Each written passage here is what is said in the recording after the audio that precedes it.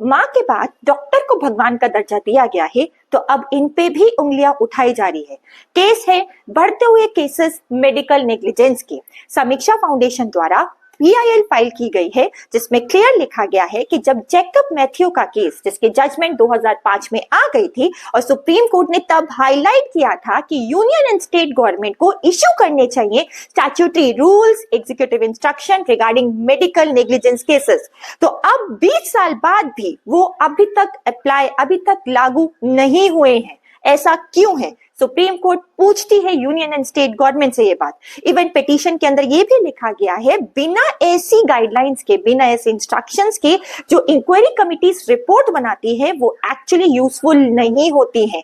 कितने पेशेंट्स, उनके family members द्वारा कंप्लेन हुई है पुलिस स्टेशन के अंदर, लेकिन lack of fair and unbiased medical inquiry report, कितनी सारी FIR ऐसी हुई हैं जो अभी तक रजिस्टर भी नहीं किए गई थी।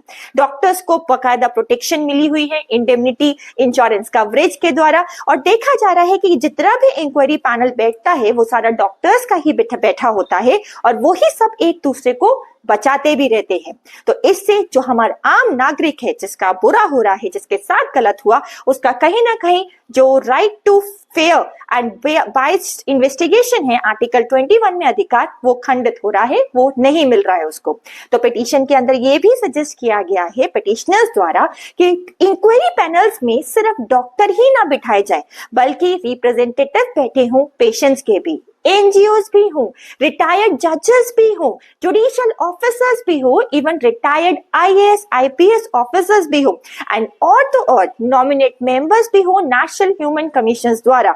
ही सीनियर एडवोकेट्स को भी बिठाया जाए एंड वो सारे लोग बैठे जाएं जो social and human right activist की तरह काम करते हैं, सो दैट जो रिपोर्टिंग्स आए वो इंश्योर करे फेयर एंड ट्रांसपेरेंट इंक्वायरी।